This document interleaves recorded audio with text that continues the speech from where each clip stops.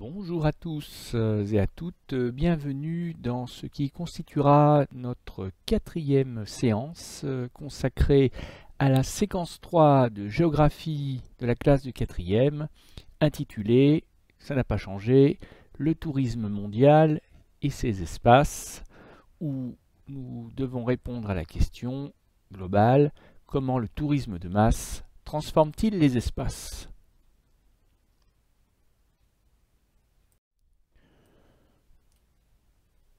Aujourd'hui, nous allons entrer dans ce qu'on appelle en géographie la mise en perspective. Puisque nous avons passé 2 séances à étudier le tourisme de masse à travers l'étude de cas de Cancun au Mexique, il est temps maintenant d'en tirer les conclusions. Mais auparavant, je voudrais vous faire réfléchir sur les spécificités des flux du tourisme. Ah, c'est pas facile à dire, hein. Les spécificités, les singularités, les particularités, les originalités des flux du tourisme. Voilà, l'idée m'est venue parce que l'occasion est trop belle. Et c'est d'ailleurs certainement ce qu'ont voulu les concepteurs du programme de géographie de quatrième. On vous a fait étudier dans la séquence précédente les flux migratoires liés au travail. Hein, rappelez-vous les Indiens qui vont construire les stades de foot du Qatar ou les Indonésiennes qui vont faire le ménage chez les riches saoudiens. Aujourd'hui, on réfléchit sur les flux touristiques. Donc dans les deux cas, on a affaire à des déplacements massifs. Et l'occasion est trop belle, et ça serait dommage de la laisser passer, de comparer ces flux touristiques par rapport aux flux migratoires du travail. Parce que c'est en les comparant qu'on va se rendre compte que les flux touristiques sont vraiment très à part. Et que c'est pour ça d'ailleurs qu'on les traite à part dans une séquence différente des autres migrations. Vraiment, les flux touristiques sont spécifiques, et je vous invite à vous demander en quoi les flux touristiques se distinguent-ils si nettement des flux des migrations du travail.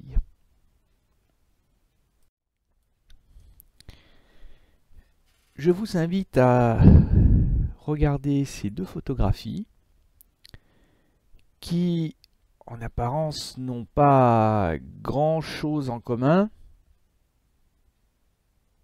et qui ont pourtant, d'une certaine manière, tout à voir. S'il y a 2 points communs évidents, on voit la mer sur les 2 photographies et on voit des gens sur les 2 photographies. Mais les points communs s'arrêtent à peu près là. La photo du haut, vous en avez certainement vu des tas du même genre, des migrants qui sont, heureusement pour eux, en passe d'être recueillis quelque part en Méditerranée. Et c'est tant mieux pour eux parce qu'avec un navire aussi surchargé, ils auraient tout aussi bien pu faire naufrage et se noyer. Et on voit véritablement une masse vraiment grouillante de personnes entassées sur ce rafio. Et en dessous, alors là, d'abord, vous êtes certainement posé la question, est-ce que c'est un photomontage? On pourrait le croire. Eh ben non, c'est vraiment la réalité. On est quelque part sur l'île de Saint-Martin, c'est dans les Antilles, hein, la mer des Caraïbes. Et donc c'est un véritable petit paradis touristique, hein, un peu comme Cancun. Et vous avez l'aéroport qui est très près de la mer parce que c'est une toute petite île, très près des hôtels de luxe, on aperçoit également à l'arrière-plan. Et vous avez les avions qui se posent littéralement pratiquement sur la plage. Vous avez 3 mètres d'écart seulement.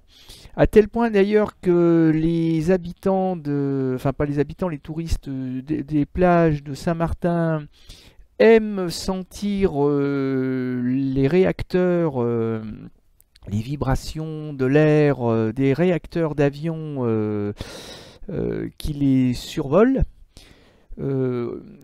Mais ça peut être d'ailleurs très dangereux parce qu'il est arrivé qu'une fois, un avion s'est posé tellement près des touristes qu'une personne a été emportée par un réacteur, a été déchiquetée. Oui, c'était le moment gore de la séance. Donc là, on n'a pas grand-chose à voir entre des gens qui sont venus se prélasser au soleil et qui sont venus par avion. Ça, c'est les touristes de Saint-Martin. Et puis des gens qui risquent leur peau à traverser la Méditerranée sur un rafio. Pas grand-chose à voir, hein, c'est pas le même confort.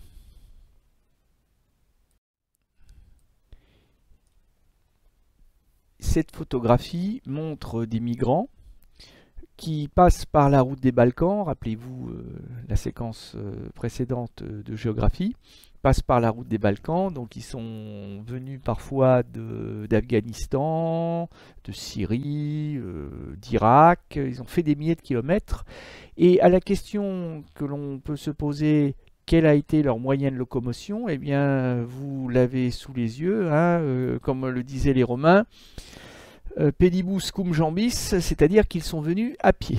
Pour la plupart à pied, ils ont parfois fait du stop, ils sont parfois montés clandestinement dans des wagons de marchandises, parfois tout aussi clandestinement à l'arrière de camions, mais l'essentiel du mode de transport des migrants, c'est quand même la marche à pied.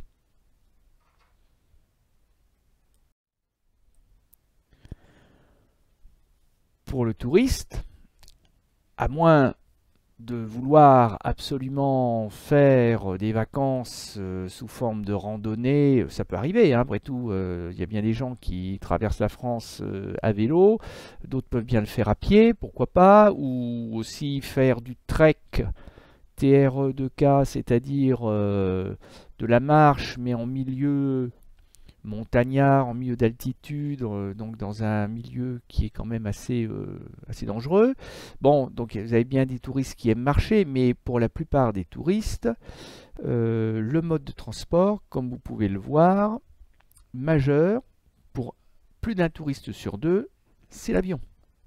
Bah, tout simplement parce que l'avion, ça va vite. Parce que pour le touriste, le but c'est pas de voyager, le but c'est d'arriver le plus vite possible à destination pour pouvoir ensuite profiter de son séjour.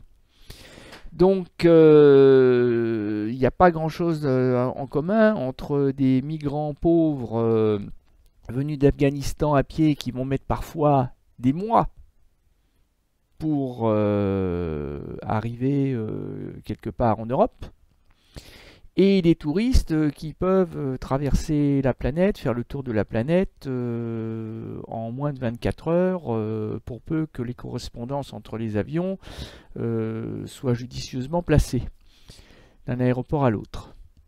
Et puis, quand il n'est pas question de prendre l'avion, eh bien, le deuxième mode de transport, c'est la route. Et donc ça implique aussi que les touristes ont un niveau de vie, ont des revenus qui leur permettent de voyager avec un certain confort, c'est-à-dire tout le contraire de nos migrants du travail.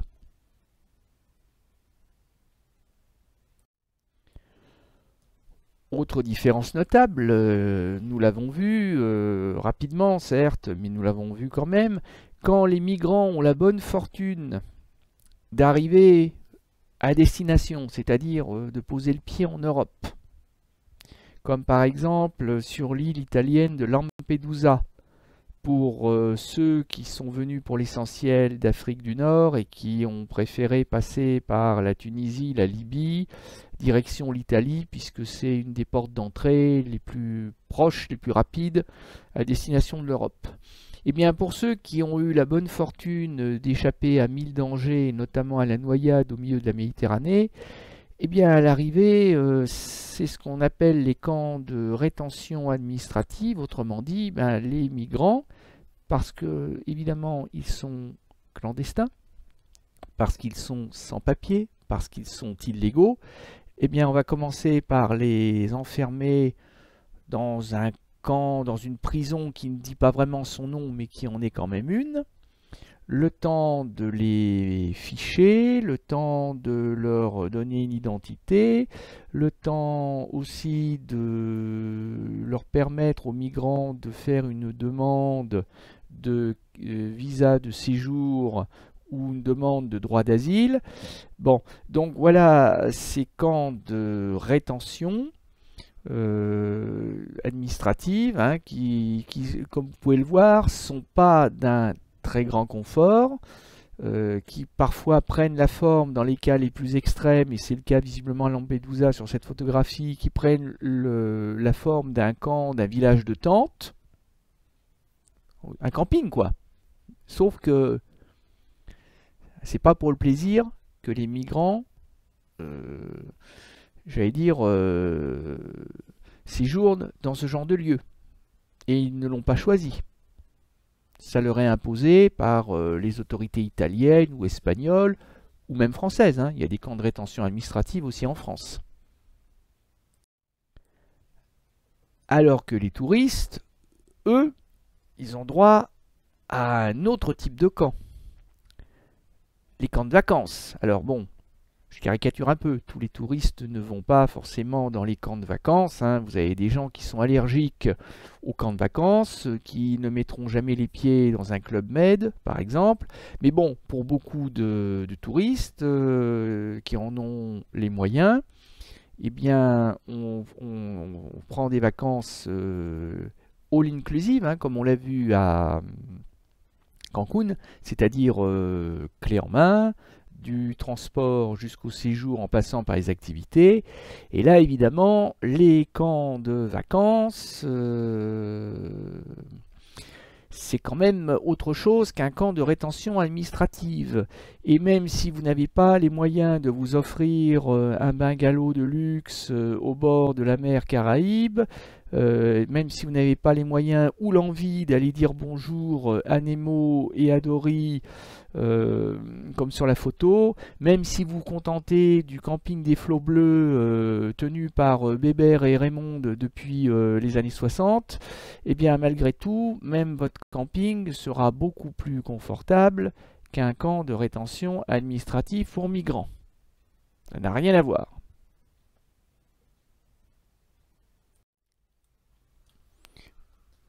Tous les migrants du travail ne sont pas des clandestins, heureusement. Rappelez-vous le français Olivier qui venait travailler pour la bourse du Koweït, qui était reçu comme un roi. Bon, lui, on l'a fait venir, donc il n'a pas eu de problème pour traverser les frontières. Un touriste n'a aucune difficulté pour traverser les frontières puisqu'il a le droit d'entrer dans le pays dans lequel il va passer ses vacances. Mis à part en Corée du Nord où il faut véritablement montrer patte blanche, dans n'importe quel pays, si vous avez l'intention d'aller y passer vos vacances, vous êtes cordialement invité. Alors, ça dépend de votre nationalité. On peut être amené à vous demander de solliciter un visa touristique, c'est-à-dire que le pays dans lequel vous allez passer vos vacances prend des renseignements sur vous, histoire par exemple de vérifier que vous n'êtes pas un dangereux terroriste ou un contrebandier de drogue, voilà. Mais si vous êtes par exemple décidé à aller passer vos vacances en Espagne ou autre, on ne vous demandera même pas de visa touristique. Parce que du moment que vous avez le passeport, ou dans le cas de l'Union européenne, la carte d'identité, du moment que vous avez le bon papier, pas de souci. On vous laissera rentrer et on ne vérifiera pas que vous êtes reparti du pays. Par contre, quand vous êtes un migrant pauvre, clandestin, et bien là, c'est évidemment beaucoup plus embêtant de franchir les frontières. Et vous avez peut-être déjà vu ce genre d'image où vous avez des gens qui s'entassent dans le coffre des voitures et qui essaient d'échapper à la vigilance des douaniers. Ça peut être très facile de franchir une frontière quand on a les bons papiers, ça peut être très compliqué quand on les a pas.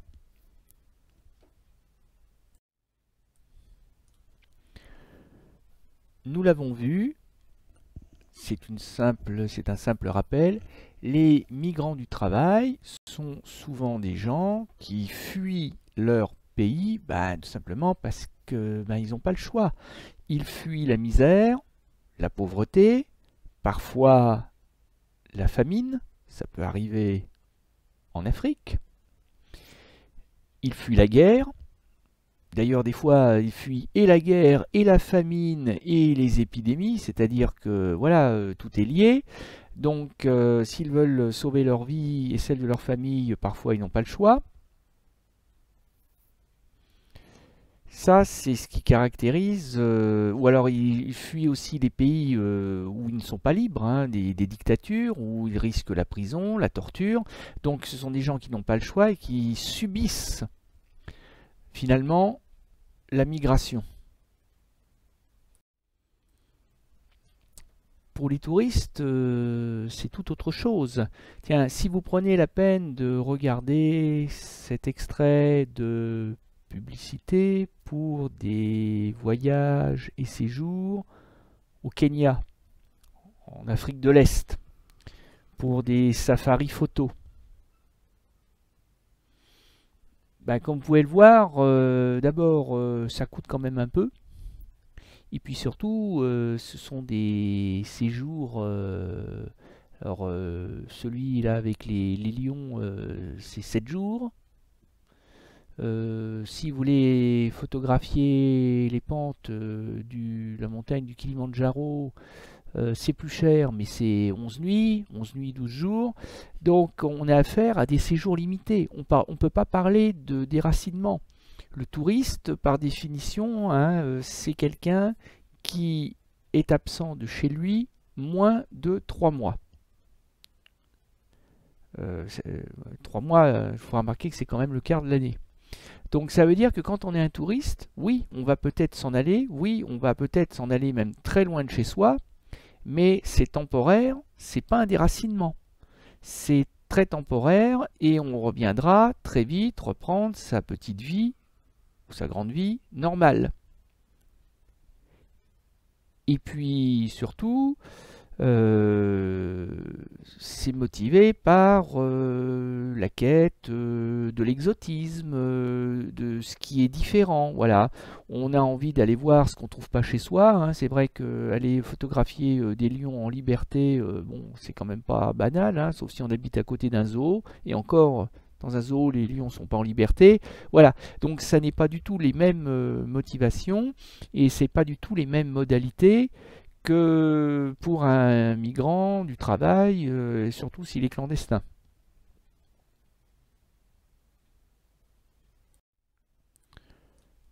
Le touriste, lui, a priori, il ne subit rien du tout.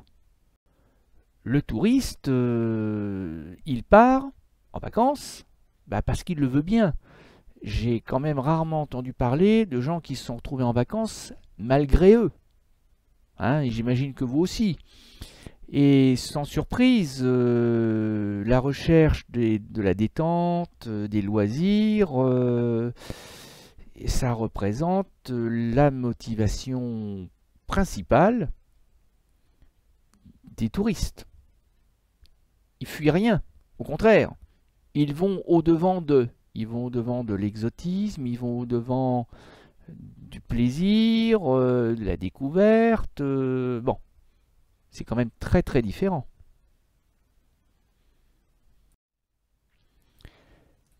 Le regard porté par la population qui voit arriver le migrant n'est pas la même selon que vous êtes un migrant du travail ou que vous êtes un touriste.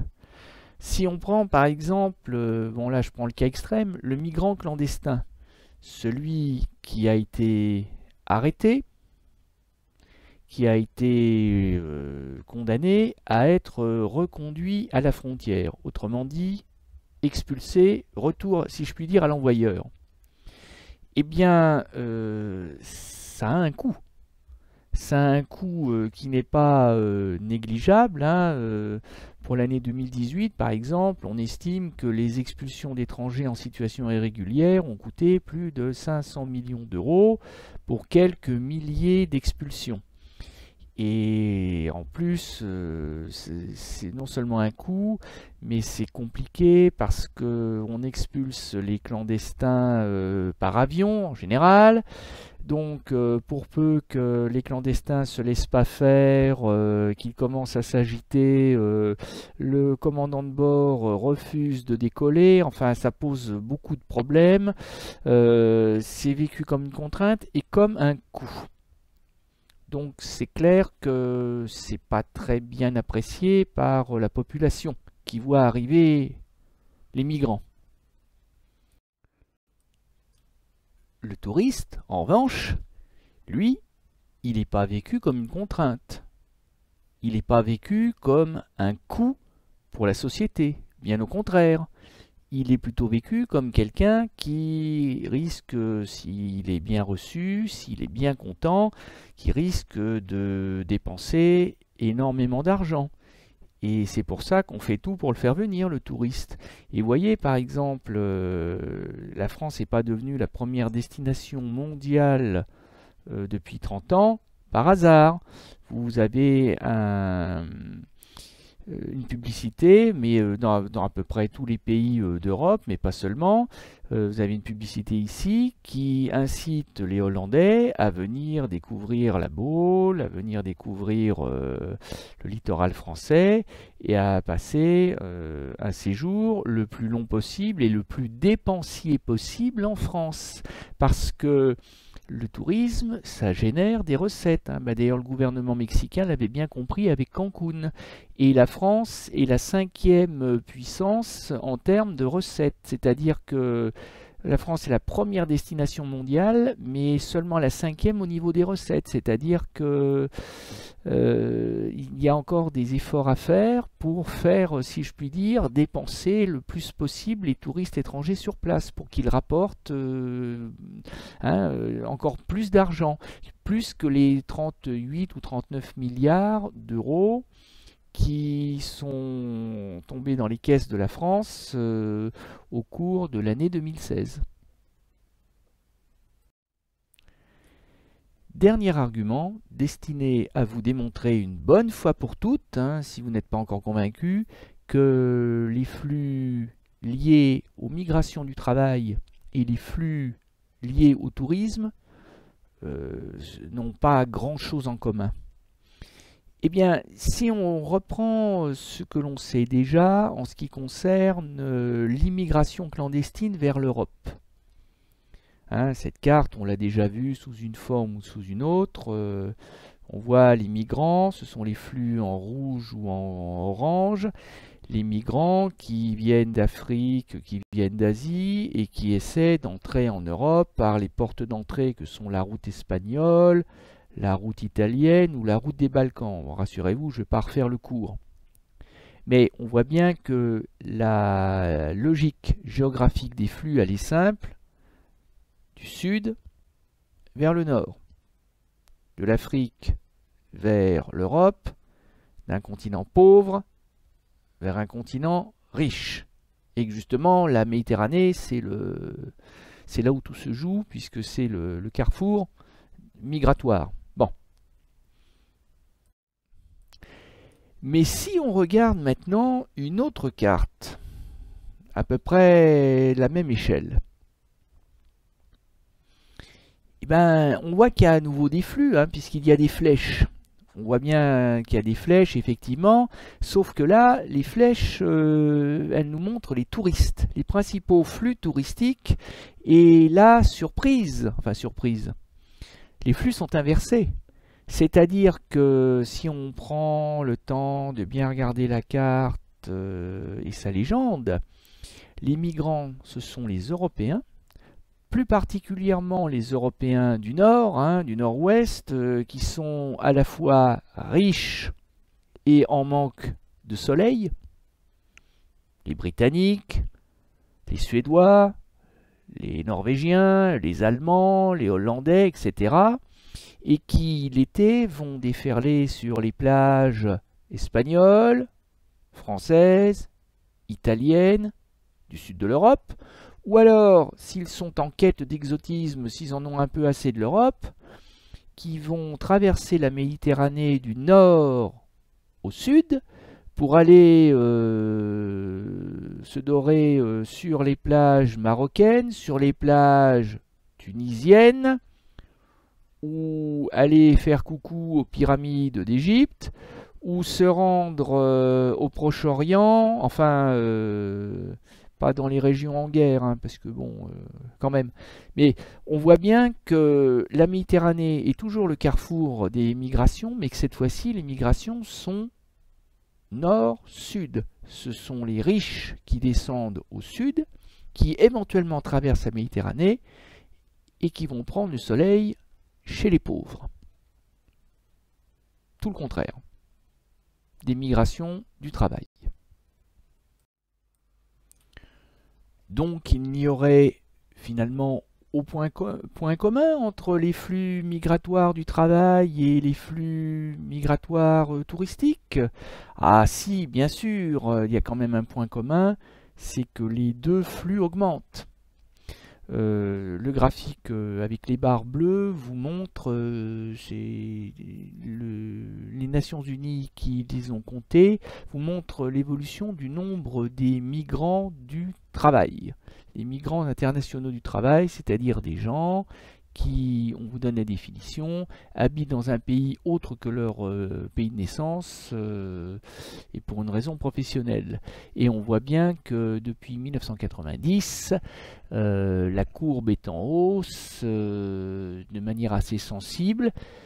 Et c'est le seul point commun que j'ai trouvé avec les migrations touristiques, c'est les barres grises et rouges, l'autre graphique, celui du bas.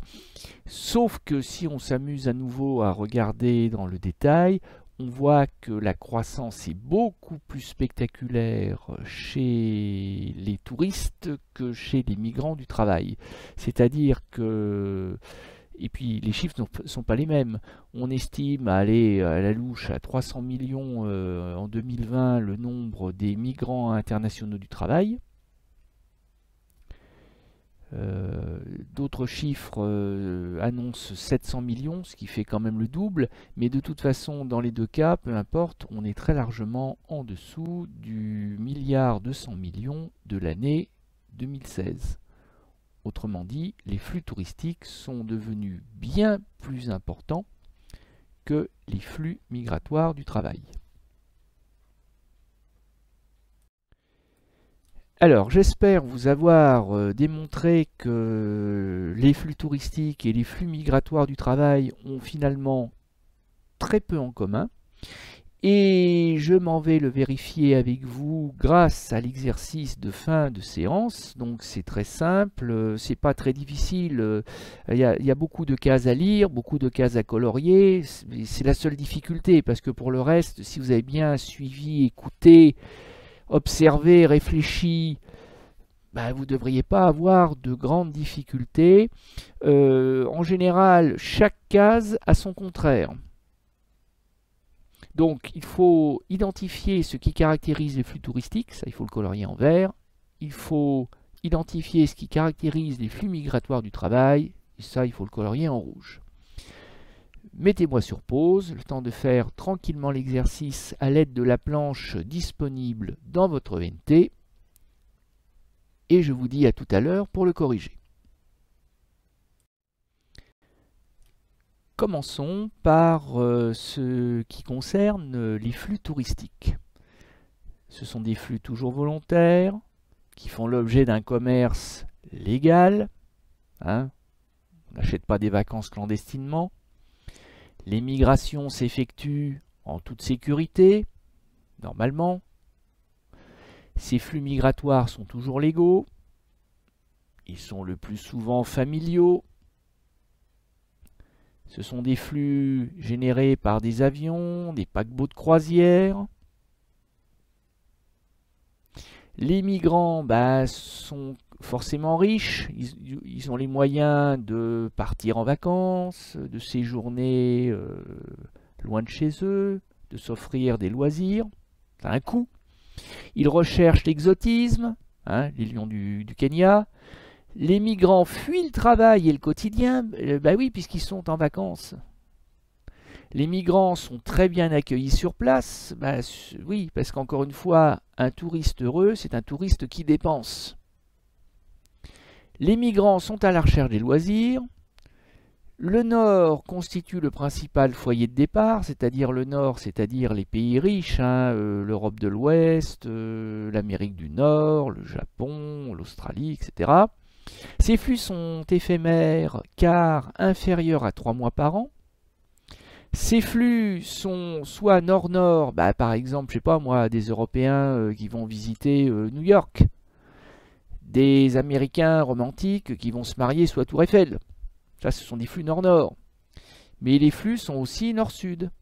C'est-à-dire, je sais pas moi, les Français qui vont aller passer des vacances en Tunisie, des Américains qui vont aller faire une croisière dans le golfe du Mexique, ou qui vont aller à Cancun, tout simplement, les Spring Breakers de Cancun. Voilà, ça ce sont des flux nord-sud.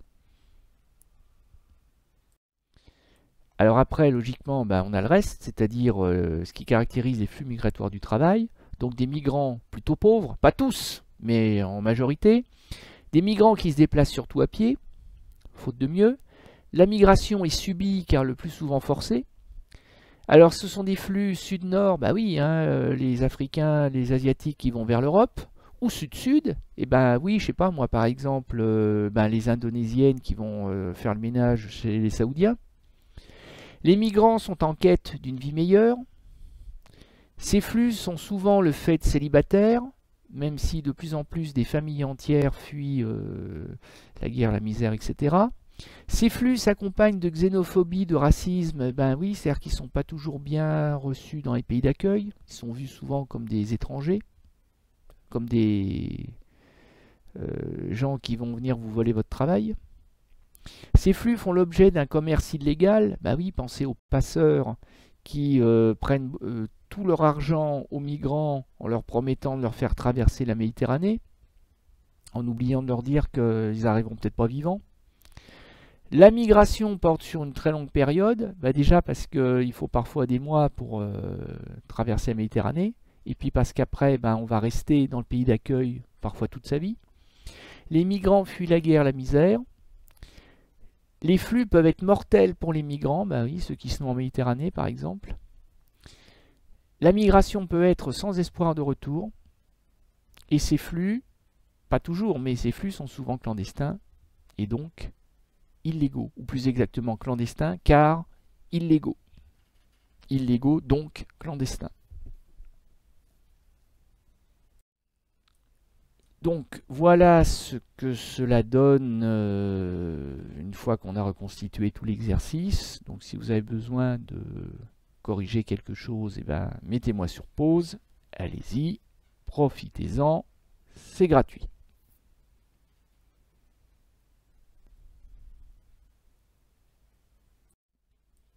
Il est temps de découvrir les chiffres clés associés à notre séance du jour, à savoir la géographie des flux touristiques. Donc le premier chiffre à retenir, c'est 1,2 milliard de touristes recensés dans le monde au cours de l'année 2016. Ça correspond à un quintuplement, autrement dit x5, multiplication par 5 des flux touristiques dans le monde depuis les années 1980. Le monde est rentré dans l'ère du tourisme de masse. Normalement, les hôteliers de Cancun n'ont pas de souci à se faire pour les années à venir. Et la France, premier rang mondial de fréquentation touristique pour le bassin méditerranéen. Donc c'est pas mal quand même, hein.